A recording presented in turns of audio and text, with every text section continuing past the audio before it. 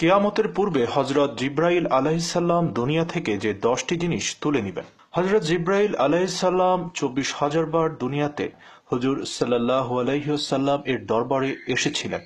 এক সাক্ষাতে হুজুর সাল্লাল্লাহু আলাইহি সাল্লাম জিবরাইল আলাইহিস সালামকে জিজ্ঞাসা করেছিলেন, হে জিবরাইল, আমার ইন্তিকালের পরে তুমি কতবার দুনিয়াতে আসবে?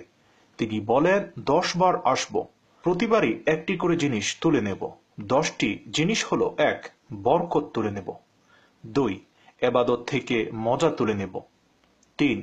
পরস্পর মহাব্বত তুলে নেব। 4. লজ্জা তুলে নেব। 5. হক বিচার তুলে নেব। 6. সবর অর্থাৎ ধৈর্য তুলে নেব। 7. আলেম থেকে সত্য কথা তুলে নেব, অর্থাৎ একদল আলেম জানা সত্ত্বেও হক কথা কখনোই তারা বলবেন না। 8.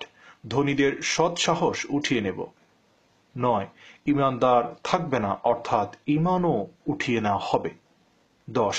কারীদের কাছ থেকে কোরআনের তেলাওয়াত তুলে নেব, অর্থাৎ কোরআনকে উঠিয়ে নেব।